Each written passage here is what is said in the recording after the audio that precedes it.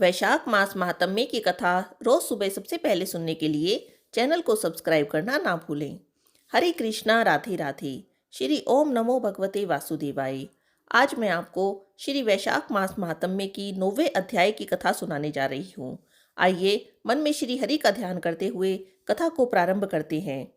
मिथिलेश ने पूछा, हे ब्राह्मण, इक्ष्वाकु वंश के राजा ने जल और अन्न का दान नहीं किया, इसी से वह चातक और छिपकली की तथा साधु महात्माओं की सेवा न करने से गिद्ध की योनि में आया। परंतु आपने बताया कि वह जन्मों जन्मों तक कुत्ते की योनि में आया।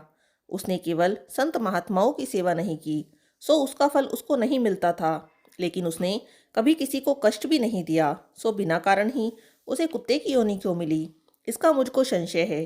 कृपा करके आप मेरी शंका का समाधान करिए। राजा के ऐसे वचन सुनकर महायशस्वी श्रुतिदेव ने कहा, तुम धन्य हो राजन, जो तुमने ऐसा धार्मिक प्रश्न किया है। अब मैं तुम्हारे संशय का समाधान करता हूँ।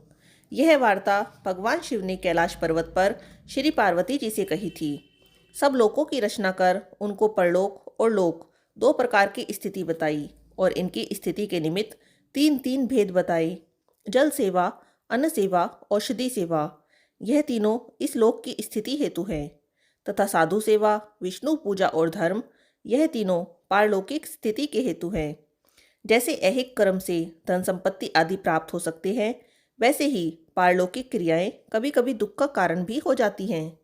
इसके लिए मैं आपको एक पुराना इतिहास सुनाता हूँ। एक समय दक्ष प्रजापति महादेव जी को यज्ञ में बुलाने के लिए कैलाश पर गए। तब उनको आए देखकर श्री महादेव जी खड़े नहीं हुए, क्योंकि भगवान शिव ने सोचा कि मैं तो सनातन हूँ और यह सब देवता यज्ञ का भाग लेने वाले सेवक के समान हैं। इसीलिए स्वामी का सेवक के आने पर, पति का पत्नी के आने पर, गुरु का शिष्य के आने पर उठना आवश्यक नहीं है। यही सब शास्त्रों का मत है। जिसमें बल, दान, तप और शांति अधिक रहती है, वही गुरु है। जो स्वामी अपने सेवक के लिए उठते हैं, उनकी आयु, धन और यश तत्काल ही नष्ट हो जाते हैं। इसीलिए यह मेरे प्रिय ससुर हैं, ऐसा विचार कर दक्ष प्रजापति की भलाई के लिए ही वह नहीं उठे। यह देखकर दक्ष प्रजापति को अत्यंत ही क्रोध आ गया और उनके सामने ही वह उनकी निंदा करने लगा। देखो तो इस दरिद्री को बड़ा अहंकार हो गया है। इसका धन केवल एक बूढ़ा बैल है, जिस पर केवल चर्म ही रह गया है। कपाल की हड्डी धारण करता है। पाखंडी, अहंकारी, महापवित्र, किसी का शुभ ना करने वाला, दरिद्रता के मारे शीत से दुखी हाथी चर्म ओढ़ने वाला, शमशान जिसका घर है, सर्पों का आभूषण है, न इसमें धीरज है और न ही ज्ञान। भस्मासुर के डर से दूर भाग गया, भूत प्रेत आदि का संग करता है, इसके कुल का भी कुछ पता नहीं। दुरात्मा नारद ने ब्रह्मा जी से इसकी बड़ाई की, जिससे मैंने अपनी कन्या सती का विवाह इसके साथ कर दिया। जैसे कुम्हार का घड़ा चांडाल के घर पहुंचने से किसी काम का नहीं रहता, वैसे ही मेरी कन्या का मुझसे कोई प्रयोजन नहीं है।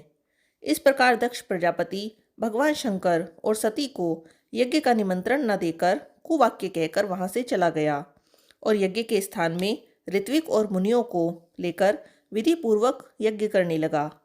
इस यज्ञ में ब्रह्मा और विष्णु भी नहीं आए, परंतु सिद्ध, चारण, गंधर्व, यक्ष, राक्षस, किन्नर और सब देवता आए।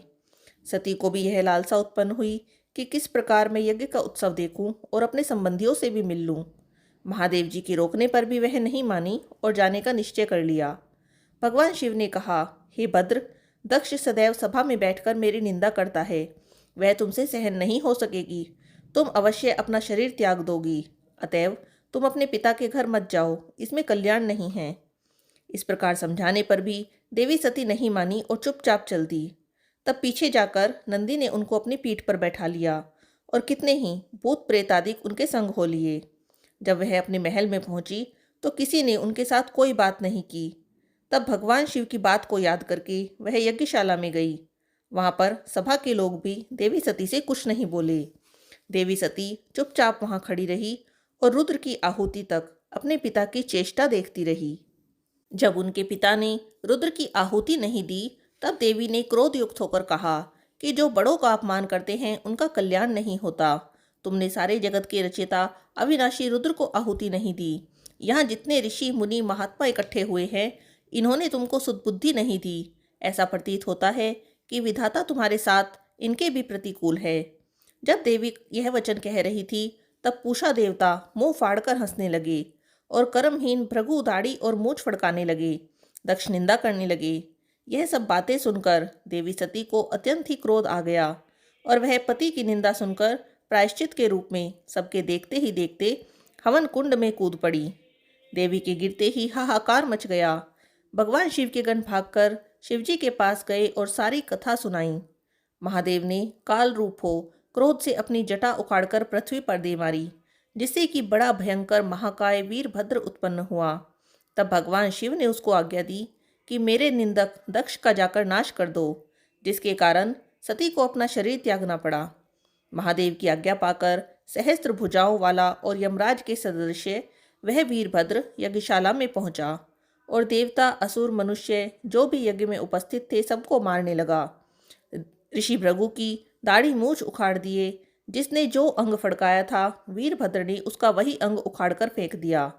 दक्ष का सिर काटने लगा, किंतु शुक्राचार्य ने मंत्र बल से उसकी रक्षा कर रहे थे, इसीलिए वह उनका सिर नहीं काट पाया। तब रुद्र ने स्वयं उसका सिर काट डाला। इस प्रकार यज्ञ में आए हुए सबका संहार कर वह कैलाश को लौटे।